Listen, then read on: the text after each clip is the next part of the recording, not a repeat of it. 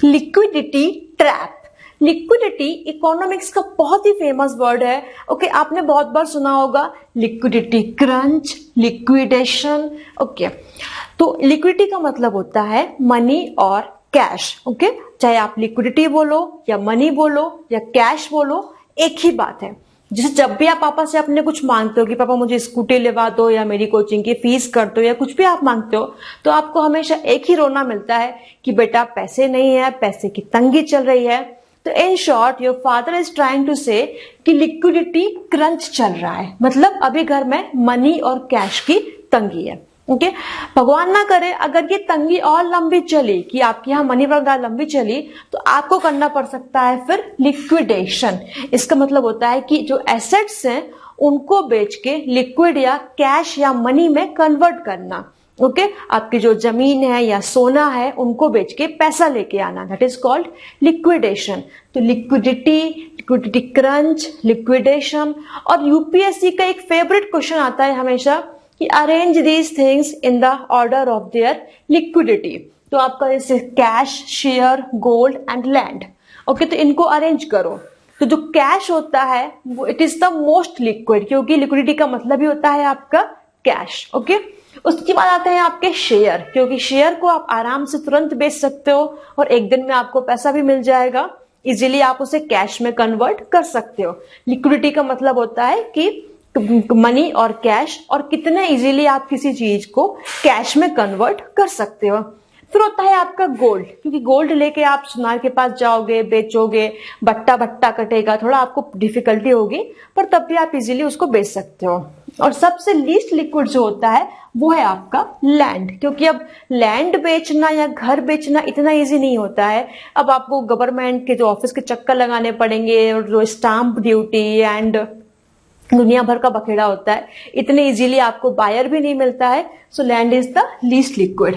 तो ये क्वेश्चन आपसे पूछते हैं यूपीएससी में। तो हमारा टॉपिक है यहाँ पे लिक्विडिटी ट्रैप। ओके, ट्रैप का मतलब होता है फंस जाना एंड लिक्विडिटी का मतलब होता है आपका मनी और कैश। तो जो आपका पैसा है वो यहाँ वहां फंसा रहता है। ओके, तो क्या होता है कि जब भी इकोनॉमी में बुरा टाइम आता है, जैसे आपका इकोनॉमिक साइकिल चलती है बूम रेसेशन बूम रेसेशन, तो जब आपका रेसेशन आता है, बुरा टाइम आता है, जैसा आपका कोविड के टाइम पे आया था, तो लोग क्या होते हैं, लोग एकदम से कंजूस बन जाते हैं।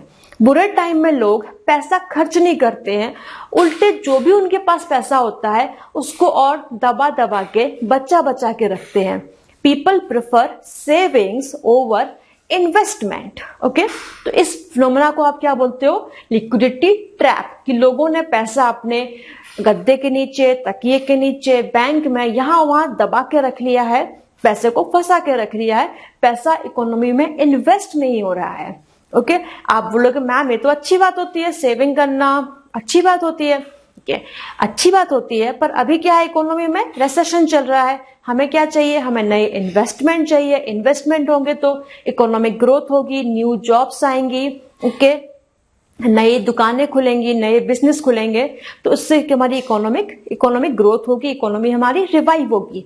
बट अभी क्या हो रहा है, लोग क्या बन गए, कंजूस हो गए हैं। Okay, they are preferring savings over investment. So जो हमारा जो मनी है वो इकोनॉमी में नहीं आ रहा है, लिक्विडिटी हमारी क्या हो गई है, ट्रैप हो गई है, मनी हमारी ट्रैप हो गई है। Okay, this was the first point कि during bad times people prefer savings over investment. अब इसका सेकेंड पॉइंट होता है ineffective monetary policy. Monetary policy again बहुत ही कॉमन वर्ड है। ये क्या होता है कि जो आरबीआई है वो repo rate, reverse repo rate, CRR, SLR, अब मैम ये सब क्या होते हैं उनके अलग से टॉपिक पढ़ाऊंगी, बट इनके जरिए आरबीआई इकोनॉमी में मनी सप्लाई को इंक्रीज करता है और या डिक्रीज करता है। तो अभी क्या है, आपका रेसेशन है, इस सिचुएशन में तो आरबीआई क्या करेगा, मनी सप्लाई को इंक्रीज करेगा। तो repo, reverse repo, SLR, CRR सारी रेट्स डिक्रीज हो जाएंगी। ओके, जनता को बहुत ही सस्ते रेट्स पे लोन मिलेंगे, house loan, car loan, personal loan, okay, corporate loan, सब सस्ते हो जाएंगे। गवर्नमेंट बोलेगी कि बच्चों पैसा लेके जाओ हमसे और इकोनॉमी में इन्वेस्ट करो, नई दुकानें खोलो, नए स्कूल खोलो, नई कोचिंग खोलो, नए बिजनेस खोलो। बट जनता क्या हो गई है, कंजूस। तो वो पैसा लेगी मगर इन्वेस्ट नहीं करेगी, उसको फिर क्या करेगी, सेव करके रखेगी या पैसा लेगी ही नहीं।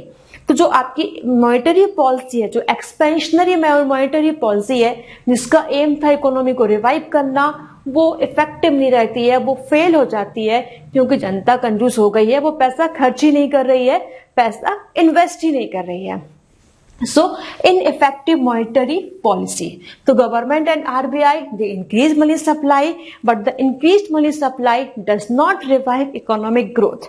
So, these two things, they combinedly, they are called liquidity trap. Okay? इसमें क्वेश्चन बनता रहता है आपका यूपीएससी में. So, first thing you have to remember is कि during liquidity trap, people prefer savings over investment. Okay money का तीन ही काम होता है, या तो आप सेव करोगे, या कहीं इन्वेस्ट करोगे, या खाने पीने में कंजम्पशन में खर्च कर दोगे। तो अभी क्या हो रहा है, मैक्सिमम सेविंग्स हो रही हैं। ओके एंड सेकेंड फीचर है आपका इनइफेक्टिव मॉनेटरी पॉलिसी। जो मॉनेटरी पॉलिसी जिसका एम है आपका इकोनॉमी को रिवाइव करना, वो अपने पर्पज में फेल हो जाती है। ओके जैसे आपका कोविड के टाइम पे गवर्नमेंट ने जो बैंक्स हैं उनको 70,000 करोड़ का कैपिटलाइजेशन किया था, इतने पैसे दिए थे कि इकोनॉमी में पैसे डालो, इकोनॉमी को रिवाइव करो। ओके बट इन्वेस्टमेंट कम हो रहे थे। ओके जनता सेविंग ज्यादा कर रही थी, तो वो उतना इफेक्टिव नहीं रहे इफेक्टिव बट उतना इफेक्टिव नहीं रहे। Okay so all this is liquidity trap. Thank you.